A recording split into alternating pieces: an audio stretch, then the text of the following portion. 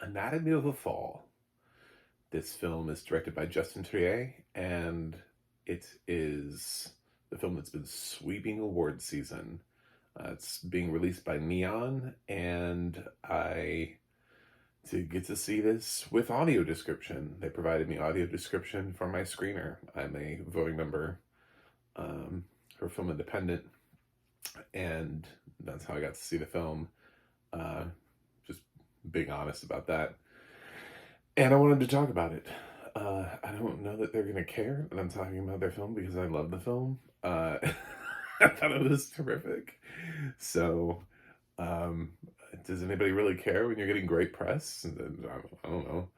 Um, Sandra Hüller is amazing in this. Just absolutely, uh, it's fantastic. The funny thing is, there's been this huge conversation online about like how could France not have Anatomy of a Fall um, be their entry this year into the Oscars. I don't know because this film's like at least half in English, like solid if not more. This film felt like it was more in English than it was in French. It does have a significant amount of French that would have been really hard for me to follow had I not had audio description. So that was nice.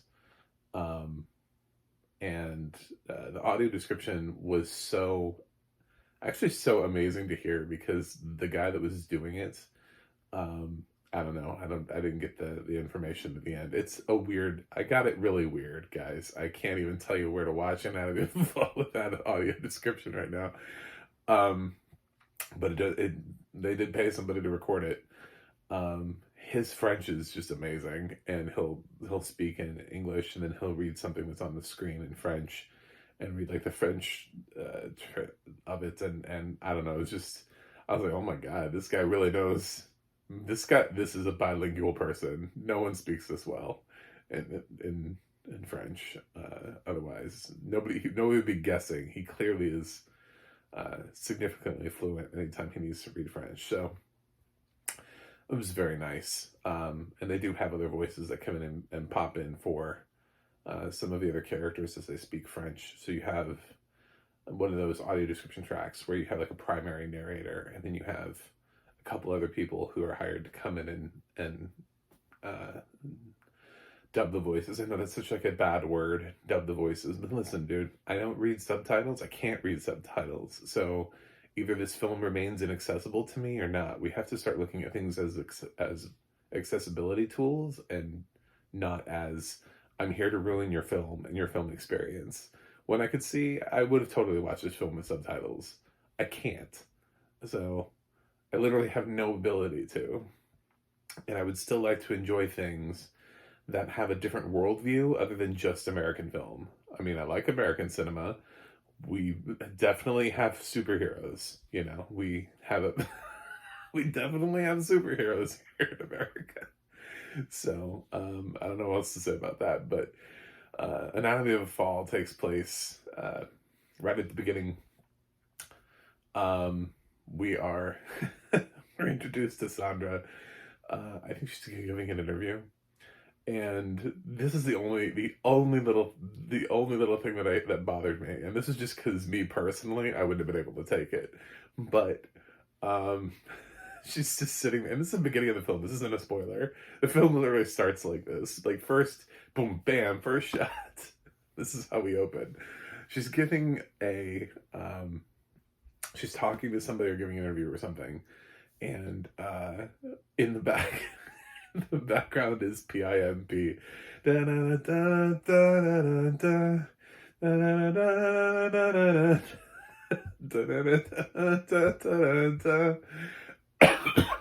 it's so weird because it's so loud. It is like, it's so egregiously loud. It's the kind of loud that I would be. And she's just like, "Oh, he's working." I'm like, "Damn, dude, that is loud." Like you're you're not like outside the door. This guy's got some speakers going on in there. It was actually it was so weird because you couldn't even really hear the lyrics. You just heard like the music. so that the song was recognizable to anybody who recognized that song. But then after that, we cut, and the little boy, their son, is out in the woods. Their son is visually impaired, and he's out with his dog, who is named Snoop. And we didn't get enough answers as to whether or not the dog is named after Snoop Dogg or Snoopy. Because in this household, I'm gonna bet Snoop Dogg. At this point, at this rate in the film, I'm betting it's Snoop Dogg and not Snoopy. So, um, but yeah, he's out and exploring wherever they live. I don't know. They've got some sort of backyard extension to their life, and they're both uh, they're both writers. So that was interesting, and to see that dynamic played out, because it reminded me of all of these sort of celebrity couples when they get married, and you see like the two actors, and you're wondering like, how does their marriage work? Like they're always gone, they're always doing different things, and you feel like there's like this competition. It's like, well, one is clearly getting more work than the other, and yeah, so uh so the kid comes back and the same song is still playing. That's where I was going with this. It's still, you can still hear PIMP. And I'm sorry, but if I was living with anybody and somebody was looping one song over and over that loud, I would kick their door in. Like, I don't care who it is. I don't care how much I love you. That's what playlists are for. That's what, that's why you, that's why you, I don't know, listen to the whole album, something like to listen to the whole artist. Just, I don't know, because she's like in an interview and we have enough time for this kid to be like out in the woods, and then he comes back. And then later on, her story is, and when she's talking about like where she was when the son comes back and is screaming because he finds his father has fallen. Anatomy of a fall. I don't know if you know this, but somebody has to fall for there to be an anatomy of it. And the son finds his father, and he's just screaming for his mom. Her story was that she was on the couch taking a nap, and had the earplugs in because of the music, and so she's acknowledging that there was music. So the kid could have been out of the house for a while. She could have finished her interview or talking to whoever she was talking to, and then lay down for a while. But oh my God, it's the same song. Do you know what I'm saying? Like, is no one concerned? Like, who loops the same song over and over and over? And it didn't even feel like it was the whole song. It just felt like it was the chorus. Like, it just felt like we were getting the chorus of PIMP over and over and over and over and over. I was like, nobody's writing. Nobody writes like that. That inspires nobody, to just listen to the just nonstop, full blast, the chorus of PIMP. He's not writing. There's something is wrong. Kick in that door. Go figure it out. I just would have done it out of agitation. I would have been like, can you listen to another song, please? Any other song. Rotate between two songs, at least. Go back and forth. It would have driven me insane. That's the only thing. That's the only thing I had with this movie. I was like, is it just the one? Did we clear one song for this movie? We cleared one song. So we have to listen to PIMP. It was hilarious. Other than that, I think the movie's great. I think the movie's fantastic. But yeah,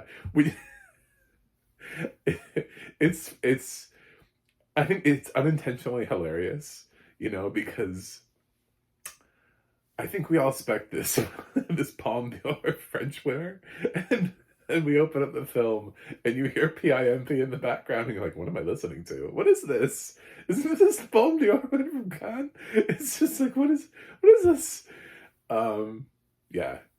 But as the film gets going and it gets more complicated, and what I really love about Sandra Hüller's performance is that um, she's really good at playing all of it. Like she's really good at the neutrality of the performance, and that's what Justin Triet is trying to do with this script and with her direction, is to try to really paint this whole thing, so that when you walk away with it, you're left with possibilities. You can sit down and you can discuss, is she or isn't she guilty? The whole trial is about her because there's only two people that live at that house, and they're a little concerned that it couldn't have happened naturally. So they can't 100% prove necessarily, but they totally rip apart her life, just like on throughout this trial, and things come to light. A lot of her personal secrets that she would have rather kept hidden. A lot of things that her son now knows that she would have rather her son not know about her. Uh, just a lot of things over the course of the film. It's like it's over 2.5 hours. So if you are planning to see this, make sure you sit down and ready yourself for a 2.5 hour movie. Um, but it's it's sort of fantastic in how the film navigates and flashes back. So the actor playing um, the father who fell and is now dead, he does get quite a bit to do in flashbacks. Um, so there is that. There's also a lawyer character that's representing her, who tries to talk sort of realistically with her about where she stands and what his thoughts are and everything. Um, and that is, I don't know, that's about as much as I really want to talk about the film. Their son is he's fantastic in this as well. I don't know if the boy is actually visually impaired, the actor playing the boy, um, but I thought he did really nice work here for this film. It's I I think this is a film that later on down the line, when we get France's equivalent to the Oscars, Anatomy will probably start being recognized for things more than just Sandra Hüller's performance. Uh, but right now it's just so laser focused in on Sandra's performance that, because the rest of the cast is really good. This is the kind of thing, I don't know what other kind of awards they have, but there's no reason this can't get an ensemble nomination for, over there. There's no reason it couldn't over here either, by the way. We just, like, we give crumbs to international films, we're like, oh yeah, good job. It's like, this film's half in English. Just watch the damn film, just get up in there and watch it, especially if you're sighted, by the way, because you're not reading that many subtitles. For people who are like, I don't read subtitles, so I don't watch foreign films. I always run into those people. They always exist. I don't like to read when I'm at the movies. This movie is easily half in English. To the point where I was like, damn, a lot of French people just walk around speaking English all the time. This is maybe I should move to France. I didn't realize they all spoke English so fluently over there, just like randomly for no reason whatsoever. Um, None of them have English accents. They all just are just speaking French with French accents, but in English. Okay, they're good. All right. Um, it's a really good film. I think probably the one thing that I didn't really notice would be the score. And that's something that's always interesting to me as a blind viewer, is I usually find myself enjoying scores to films that don't even make the final cut because I'm like really honed in. I noticed that my list of scores of what I loved versus what other people are loving are like wildly different.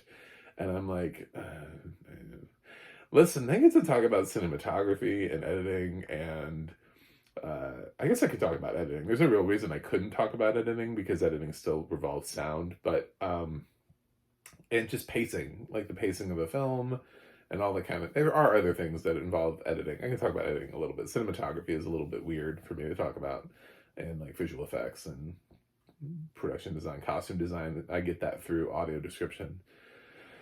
But I definitely hear the score, and I feel like I'm more in tune to scores. And this was a film where the score just seemed like kind of like non-existent, didn't really do anything for me. But the rest of the film is fantastic, and I don't know that it needed a score. It's a courtroom drama. Um, you know, I suppose we could have tried to put in a big sweeping score. I'm trying to think of something like A Few Good Men. It's like, do I remember the score to A Few Good Men? And like maybe a little bit. I think it has a score, but uh, it's so nice to have something like this that exists out there in the world, that was released theatrically, that everybody got around and everybody enjoyed, because we used to make more of these. We used to make more courtroom dramas, legal dramas, whodunits. I don't know. All of these genres that we just make things that blow up a lot, over and over, again and again. And superheroes. So I respect the craft, I respect the artwork, I respect Justin Trier's amazing script and direction. And my God, Sandra Hüller, welcome. It would be such a shame if she somehow did not get an actress nomination this year. Definitely one of my favorite performances of the year so far. So, it is long. It's 2.5 hours, and it felt 2.5 hours. That I don't know, little bits of criticism here and there, but yeah. I mean, I really like this film. Is it going to be my best picture of the year? No, sorry, it's not. Um, yeah, like I said, it does. I did feel the 2.5 hours. I did feel like I was watching a 2.5 hour movie, and I've watched other films that have been 2.5 hours, and time has flown. I'm like, what time is it? Is that the whole movie? Oh my God, it's been 2.5 hours, So there is that, but it's a very nuanced movie. So I also wasn't bored. I just knew how long the movie was. So yeah. Anyway, if you have a chance to check out Anatomy of a Fall, great. I know the audio description is sketchy sometimes, so you have to try to find the track for audio description. Apple just released this on their store, and it doesn't have audio description. So I don't know. I don't know where we're going to get it. I do believe it had audio description in theaters. So we shall see. But yeah, I'm going to give Anatomy of a Fall an A minus. I just a couple little things that keep it from greatness, but I really enjoyed this.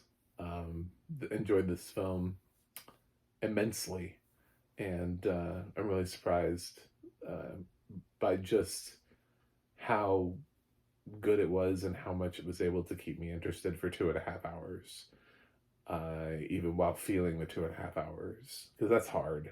It's hard to keep people engaged while they're also sitting there completely aware that they're watching a long movie.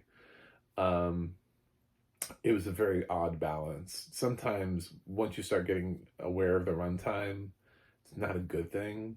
Like, I'm feeling it. Oh my God.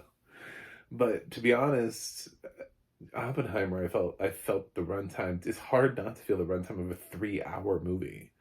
You're sitting there and like parts of you are falling asleep, and then you happen to check the time, and you're like, oh, I'm over 2 hours into this movie. There's still an hour left, So that's what I'm talking about when you feel the runtime of the film. Is there's a part of you that just physically feels, and then then you become aware of how much time is left, and then it's like it doesn't leave your mind, and then you just start thinking about it.